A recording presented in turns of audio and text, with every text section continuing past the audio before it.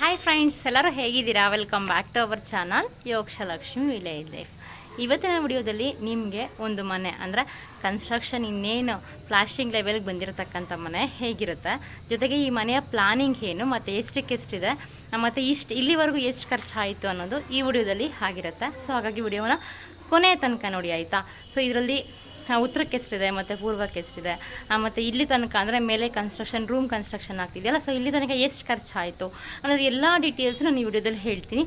ಯಾರು ಮೊದಲನೇ ಸರಿ ವಿಡಿಯೋ ನೋಡ್ತಿದ್ರೆ ವಿಡಿಯೋಗೊಂದು ಲೈಕ್ ಮಾಡಿ ಮತ್ತು ಚಾನಲ್ ಸಬ್ಸ್ಕ್ರೈಬ್ ಮಾಡಿ ಅಂತ ಹೇಳ್ತಾ ಬನ್ನಿ. ಹಾಗಾದರೆ ಈ ಮನೆಯ ಪ್ಲಾನಿಂಗ್ ಹೇಗಿದೆ ಮತ್ತು ಫೌಂಡೇಶನಿಂದ ಹಿಡಿದು ಈ ತನಕ ಏನೆಲ್ಲ ಖರ್ಚಾಯಿತು ಮತ್ತು ಹೇಗೆಲ್ಲ ನಿಭಾಯಿಸಿದ್ರು ಮತ್ತು ಹೇಗೆ ಕಟ್ಟಿದ್ದಾರೆ ಮನೆ, ಹೇಗೆಲ್ಲ ಪ್ಲಾನಿಂಗ್ ಕುದುರಿದೆ ಅನ್ನೋದು ಡೀಟೇಲಾಗಿ ಈ ವಿಡಿಯೋದಲ್ಲಿ ತಿಳಿಸ್ಕೊಡ್ತಾ ಹೋಗ್ತೀನಿ. ಆಮೇಲೆ ಈ ವಿಡಿಯೋ ಫೈನಲ್ ಲೆವೆಲ್ ಅಂದರೆ ಈ ಮನೆ ಫೈನಲ್ ಲೆವೆಲ್ಗೆ ಬರುತ್ತಲ್ಲ, ಸೊ ಆವಾಗಲೂ ಕೂಡ ಒಂದು ವಿಡಿಯೋವನ್ನು ಮಾಡ್ತೀನಿ. ಸೊ ಈಗ ನಮ್ಮ ಮನೆಗೂ ಇವ್ರ ಮನೆಗೂ ಇರ್ತಕ್ಕಂಥ ಡಿಫ್ರೆನ್ಸಿಯೇಷನ್ನು ಮತ್ತು ಆ ಪ್ಲಾನಿಂಗ್ ಎಲ್ಲ ಹೇಗೆಲ್ಲ ಡಿಫ್ರೆನ್ಸಿಯೇಷನ್ ಆಗಿದೆ ಎಲ್ಲವನ್ನು ನೀವು ಈ ಒಂದು ವಿಡಿಯೋವನ್ನು ನೋಡಿದ್ರೆ ನೀವೆಲ್ಲ ಮನೆ ಕಟ್ತಾ ಇದ್ದರೆ ನಿಜವಾಗ್ಲೂ ಹೇಳ್ತೀನಿ ವಿಡಿಯೋ ತುಂಬ ಯೂಸ್ಫುಲ್ ಆಗುತ್ತೆ ಅಂತ ಹೇಳ್ತಾ ವಿಡಿಯೋವನ್ನು ಸ್ಟಾರ್ಟ್ ಮಾಡ್ತಿದ್ದೀನಿ. ಸೊ ವಿಡಿಯೋ ನಾನು ಆಗಲೇ ಹೇಳ್ದಂಗೆ ತುಂಬ ಇಂಟ್ರೆಸ್ಟಿಂಗ್ ಆಗಿರುತ್ತೆ. ಮೊದಲನೇ ಸರಿ ಯಾರಾದರೂ ನೋಡಿದರೆ ವಿಡಿಯೋಗೊಂದು ಮತ್ತು ಲೈಕ್ ಮಾಡಿ ಮತ್ತು ಚಾನಲ್ನ ಸಬ್ಸ್ಕ್ರೈಬ್ ಮಾಡಿ. ಐ ಹೋಪ್ ಯಾರಾದರೂ ಮನೆ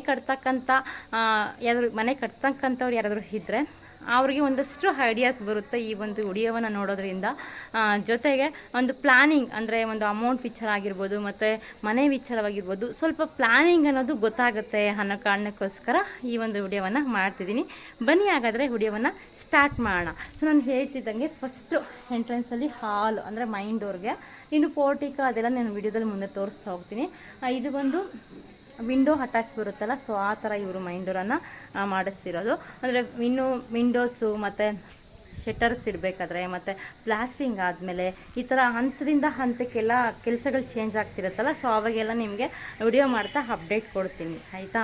ಈಗ ಬನ್ನಿ ಸ್ಟಾರ್ಟಿಂಗಿಂದ ಎಂಡ್ ತನಕ ಹೇಗಿದೆ ಮನೆ ಅಂತ ತೋರಿಸ್ತೀನಿ. Once again welcome back to our channel. ಈಗೇನು ನೋಡ್ತಿದ್ದೀರಲ್ವ ವಿಡಿಯೋದಲ್ಲಿ, ಈ ಮನೆ ಬಂದು ಎಷ್ಟು ಆಳ್ತಾ ಇದೆ ಅಂದರೆ ಅಗಲ ಬಂದು 35 ಅಡಿ ಇದೆ ಮತ್ತು ಉದ್ದ ಬಂದು 27 ಅಡಿ ಇದೆ. ಅಂದರೆ 35ಕ್ಕೆ 27 ಅಂತ ಈ ಮನೆಯ ಅಳತೆ ಬಂದು ಸುಮಾರು 9.5 ಚದರ, ಅಂದರೆ 9.5 ಚದರಕ್ಕಿಂತ ಒಂದು ಸ್ವಲ್ಪ ಕಡಿಮೆ, ಅಂದರೆ 5 ಅಡಿಗಳು ಕಡಿಮೆ ಇದೆ ಅಂತಲೇ ಹೇಳ್ಬೋದು. ಒಟ್ಟಾರೆಯಾಗಿ ಗ್ರೌಂಡ್ ಫ್ಲೋರ್ ಅಳತೆ ಇಷ್ಟು. ಓಕೆನಾ? ಯಾರು ಪ್ಲ್ಯಾನ್ ಮಾಡ್ತಿದ್ರೆ ಖಂಡಿತ ಅವ್ರಿಗೆ ಈ ಒಂದು ಮನೆ ಅನ್ನೋದು ತುಂಬ ಹೆಲ್ಪ್ ಆಗುತ್ತೆ ಈ ವಿಡಿಯೋದಲ್ಲಿ ಅಂತ ಹೇಳ್ತಾ ಬನ್ನಿ. ಸೊ ಪ್ಲ್ಯಾನಿಂಗ್ ಹೇಗೆಲ್ಲ ಮಾಡಿಸಿದ್ದಾರೆ ಅಂತ ಹೇಳ್ಬಿಡ್ತೀನಿ. ಇನ್ನು ಈ ಮನೆಯ ಒಂದು ಮೈನ್ ಡೋರ್ ಬಂದು ಉತ್ತರಕ್ಕೆ ಇದೆ. ಸೊ ಉತ್ತರಕ್ಕೆ ಮೈನ್ ಡೋರನ್ನು ಇಡಿಸಿದ್ದಾರೆ. ಅದರ ಪಕ್ಕದಲ್ಲೇ ವಾಯುವ್ಯ ಮೂಲೆಗೆ ಕರೆಕ್ಟಾಗಿ ಏನು ಮಾಡಿದ್ದಾರೆ ಅಂದರೆ ಟಾಯ್ಲೆಟ್ ಮಾಡಿಸಿದ್ದಾರೆ. ಟಾಯ್ಲೆಟು ಮತ್ತು ವಾಶ್ರೂಮ್ ಏನಿರುತ್ತಲ್ಲ ಅದು ಮಾಡಿಸಿದ್ದಾರೆ. ಸೊ ನಿಮಗೆಲ್ಲ ಗೊತ್ತು, ಆ ವಾಸ್ತು ಪ್ರಕಾರ 100ಗೆ 200% ಇರಬೇಕಾಗಿರ್ತಕ್ಕಂಥದ್ದು ವಾಯುವ್ಯ ಮೂಲದಲ್ಲಿ ಟಾಯ್ಲೆಟು ಮತ್ತು ವಾಶ್ರೂಮ್. ಹಾಗಾಗಿ ಇದು ಪರ್ಫೆಕ್ಟ್ ಅಂತಲೇ ಹೇಳ್ಬೋದು. ಇಷ್ಟೊಂದು ಇಳಿದೆ. ಬಟ್ ಇದು ಪ್ಲ್ಯಾನಿಂಗ್ ಇದೆಯಲ್ಲ, ಎಷ್ಟಿದೆ ಅನ್ನೋದು ನನಗೆ ಕ್ಲಾರಿಟಿ ಇಲ್ಲ. ಸೊ ನಿಮ್ಗೆ ಒಂದು ವೇಳೆ ಎಷ್ಟಿದೆ ಹಾಲು ಅನ್ನೋದೆಲ್ಲ ಬೇಕಿತ್ತು ಅಂದರೆ ಕಮೆಂಟ್ ಬಾಕ್ಸಲ್ಲಿ ಕಮೆಂಟ್ ಮಾಡಿ ತಿಳಿಸಿ. ಆ ಒಂದು ಪ್ಲ್ಯಾನಿಂಗನ್ನು ಕೂಡ ನೆಕ್ಸ್ಟ್ ಅಪ್ಡೇಟ್ ಮಾಡ್ತೀನಿ. ಇನ್ನು ಏನು ಮೈನ್ ಡೋರ್ ನೋಡ್ತಿದ್ದೀರಲ್ಲ, ನಾನು ಆಗಲೇ ಹೇಳ್ದಂಗೆ ಇದು ಉತ್ತರ ಈಶಾನ್ಯಕ್ಕೆ ಮೈನ್ ಡೋರ್ ಇರೋದು. ಅಂದರೆ ಉತ್ತರಕ್ಕೆ ಈ ಒಂದು ಮೈನ್ ಡೋರ್ ಯಾಕಪ್ಪ ಇಷ್ಟೊಂದು ಅಗಲ ಇದೆ ಅಂದರೆ ಇವರು ಬಂದು ಮೈನ್ ಡೋರ್ ಇದೆಯಲ್ಲ ಅದು ವಿಂಡೋ ಅಟ್ಯಾಚ್ ಮಾಡಿಸ್ತಾರೆ. ಸೊ ಹಾಗಾಗಿ ಇಷ್ಟು ಅಗಲ ಬಿಟ್ಟಿದ್ದಾರೆ. ಇನ್ನು ನೀವು ನೋಡ್ಬೋದು ಸ್ಪೇಷಿಯಸ್ ಆಗಿ ಹಾಲಂತೂ ನಮಗೆ ಸಿಗುತ್ತೆ ನೋಡೋದಕ್ಕೆ. ಹಾಲಲ್ಲಿ ಒಂದೇ ಒಂದು ವಿಂಡೋ, ಅಂದರೆ ಮೈನ್ ಡೋರ್ ಪಕ್ಕದಲ್ಲಿ ಒಂದು ಅಟ್ಯಾಚ್ ಮಾಡೋದ್ರಿಂದ ಈ ಒಂದು ಪೂರ್ವಕ್ಕೆ ಇನ್ನೊಂದು ವಿಂಡೋ ಇಕ್ಕಿದ್ದಾರೆ. ಸೊ ನೀವು ನೋಡ್ಬೋದು ಬೇಕಾದಷ್ಟು ಬೆಳಕಿದೆ, ಯಾಕಂದರೆ ಬೆಳಕಿನ ವಾತಾವರಣ ಚೆನ್ನಾಗಿದೆ ಸುತ್ತಮುತ್ತ, ಹಾಗಾಗಿ ಬೆಳಕಿಗೇನು ಕೊರತೆ ಇಲ್ಲ. ಮತ್ತು ನಾವು ಇನ್ನೊಂದು ಏನು ಅಬ್ಸರ್ವ್ ಮಾಡ್ಬೋದು ಅಂದರೆ ಈ ಒಂದು ಮನೆಯಲ್ಲಿ ಕಿಚನ್ ಅನ್ನೋದಿದೆಯಲ್ಲ ಅದು ಓಪನ್ ಕಿಚನ್ ಇದೆ.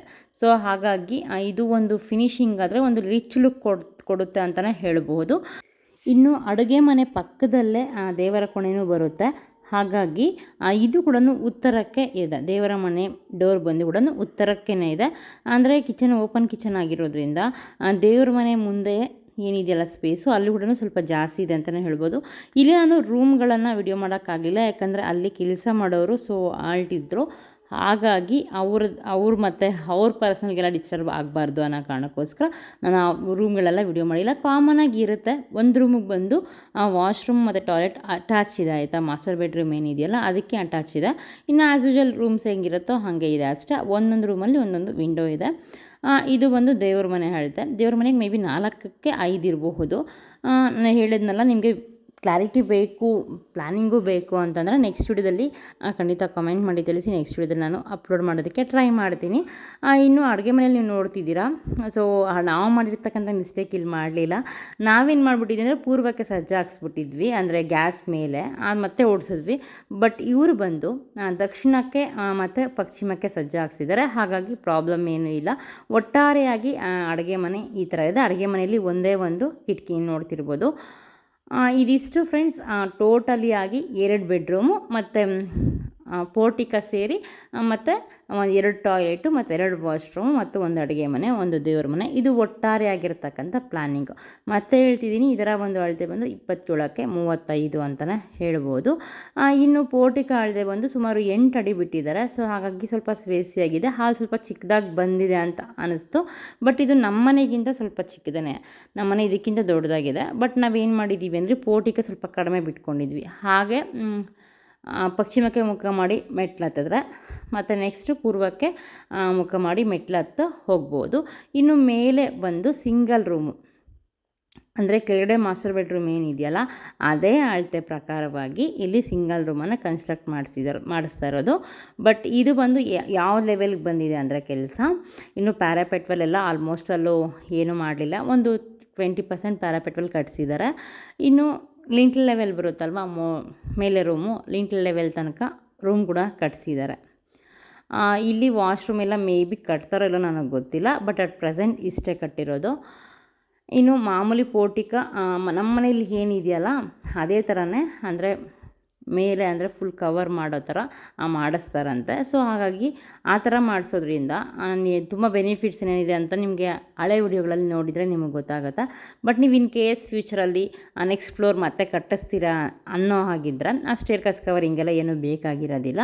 ಆದರೆ ಬೇಡ ನಾವು ಕಟ್ಸಲ್ಲ ಇಷ್ಟಕ್ಕೆ ಅಂದರೆ ಖಂಡಿತ ನೀವು ಮೋಲ್ಡ್ ಹಾಕ್ಸ್ಕೊಬೋದು ಸ್ಟೇರ್ಕೇಸ್ಗೆ ಅಂತಲೇ ಹೇಳ್ಬೋದು. ಒಟ್ಟಾರೆಯಾಗಿ ಇನ್ನೂ ಕೆಲಸ ತುಂಬ ಪೆಂಡಿಂಗ್ ಇದೆ. ಸೊ ಹೋಗ್ತಾ ಹೋಗ್ತಾ ಏನೇನೆಲ್ಲ ಕೆಲಸ ಆಗುತ್ತೆ, ಪ್ಲಾಸ್ಟಿಂಗು ಮತ್ತು ಟೈಲ್ಸು ಅದೆಲ್ಲ ಕೆಲಸ ಮಾಡಿಸ್ತಾ ಹಿಂಗೆಲ್ಲ ಇರುತ್ತೆ ಅಂತ ನಾನು ನಿಮ್ಗೆ ಹೇಳ್ತೀನಿ ಆಯಿತಾ. ಇನ್ನು ಫ್ರಂಟ್ ಏನಿದೆಯಲ್ಲ, ಫ್ರಂಟ್ ಎಲವೇಷನ್ಗೆ 2 ವಿಂಡೋನ ಎಲವೇಷನ್ ವಿಂಡೋಸ್ಗೆ ಥರ ಬಿಟ್ಟಿದ್ದಾರೆ, ನೀವು ನೋಡ್ತಿರ್ಬೋದು. ಅಂದರೆ ಆಫ್ಟರ್ ಫಿನಿಷಿಂಗು ನೋಡೋದಕ್ಕೆ ಚೆನ್ನಾಗಿರಲಿ ಅನ್ನೋ ಕಾರಣಕ್ಕೋಸ್ಕರ. ಬಟ್ ನಾವು ಒಂದೇ ಒಂದು ವಿಂಡೋನ ಬಿಟ್ಟಿದ್ದೀವಿ. ಯಾಕೆ ಅಂದರೆ ಅಕಾರ್ಡಿಂಗ್ ಟು ಪ್ರೈಸ್ ತುಂಬ ರೇಟ್ ಜಾಸ್ತಿ ಕಾಸ್ಟ್ಲಿ ಆಗಬಹುದು ಅನ್ನೋ ಕಾರಣಕ್ಕೋಸ್ಕರ ಒಂದೇ ಬಿಡಿಸಿರೋದು ಅಷ್ಟೇ. ಬಟ್ ನಾವು ನೋಡಿರ್ತಕ್ಕಂಥ ಎಲವೇಷನಲ್ಲಿ ಕೂಡ ಒಂದೇ ವಿಂಡೋ ಇತ್ತು, ಹಾಗಾಗಿ ಅಷ್ಟೇ. ಇನ್ನು ಈಶಾನ್ಯ ಮೂಲೆಗೆ ಸಂಪಿದೆ. ಆಲ್ಮೋಸ್ಟ್ ಇದು ಕಾಮನ್ ಅನಿಸುತ್ತೆ, ಎಲ್ಲರ ಮನೆಗಳಲ್ಲೂ ಈಶಾನ್ಯ ಮೂಲೆಗೆ ಸಂಪಿರುತ್ತೆ ಅಲ್ವಾ. ಸೊ ಹಾಗಾಗಿ ಈಶಾನ್ಯ ಮೂಲೆಗೆ ಇವರು ಕೂಡ ಸಂಪನ್ನು ಮಾಡಿಸಿದ್ದಾರೆ. ಸೊ ಇದಿಷ್ಟು ಫ್ರೆಂಡ್ಸ್ ಈ ಮನೆಯ ಬಗ್ಗೆ ಇನ್ಫಾರ್ಮೇಷನು. ಮತ್ತು ಎಷ್ಟಾಯಿತು ಫೌಂಡೇಶನ್ಗೆ ಅಂದರೆ ಹೆಚ್ಚು ಕಮ್ಮಿ 4 ಲಕ್ಷ ಫೌಂಡೇಶನ್ಗಾಯಿತು. 4 ಲಕ್ಷ ಫೌಂಡೇಶನ್ ಆಗಿದೆ ಮತ್ತು 2.5 ಲಕ್ಷ ಮೋಲ್ಡ್ಗಾಗಿದೆ. ಮತ್ತು ಗೋಡೆಗಳಿಗೆ ಅದು ಇದು ಎಲ್ಲ ಸೇರಿ ಒಂದು 3 ಲಕ್ಷ ಆಗಿದೆ.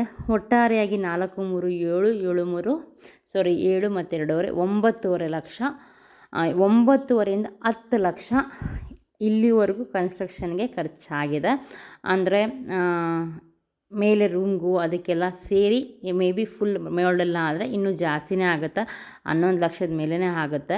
ಮತ್ತಿನ್ನು 11 ಲಕ್ಷ ಬೇಕಾಗುತ್ತೆ ಲೈಕ್ ಫಿನಿಷಿಂಗು ಅದು ಇದು ಅನ್ನೋಷ್ಟರಲ್ಲಿ ಇನ್ನು 11ರಿಂದ 12 ಆಗುತ್ತೆ. ನೀವು ಔಟ್ಸೈಡ್ ನೋಡ್ಬೋದು ವಿಂಡೋಸ್ಗೆ ಇವಾಗೆಲ್ಲ ಆಲ್ಮೋಸ್ಟ್ ಅಲ್ಲಿ ಇದೇ ಥರನೇ ಕಟ್ಟಿಸ್ತಿರೋದು. ಇವಾಗ ಟ್ರೆಂಡಿಂಗಲ್ಲಿರ್ತಕ್ಕಂಥ ಒಂದು ಡಿಸೈನ್ ಅಂತಲೇ ಹೇಳ್ಬೋದು. ಹಾಗಾಗಿ ವಿಂಡೋಸ್ಗೆಲ್ಲನೂ ಇದೇ ಥರ ಮಾಡಿಸ್ತಾ ಇರೋದು ಆಯಿತಾ. ಸೊ ಇದಿಷ್ಟು ಫ್ರೆಂಡ್ಸ್ ಇವತ್ತಿನ ವಿಡಿಯೋ. ಐ ಹೋಪ್ ಈ ವಿಡಿಯೋ ನಿಮಗೆ ತುಂಬ ಹೆಲ್ಪ್ ಆಗಿರುತ್ತೆ ಅಂತ ಅಂದ್ಕೊಂಡಿದ್ದೀನಿ. ನೆಕ್ಸ್ಟ್ ವಿಡಿಯೋದಲ್ಲಿ ಮತ್ತೆ ಸಿಗ್ತೀನಿ. ಎಲ್ರಿಗೂ ಒಳ್ಳೆಯದಾಗಲಿ. ಬಾಯ್, ಟೇಕ್ ಕೇರ್.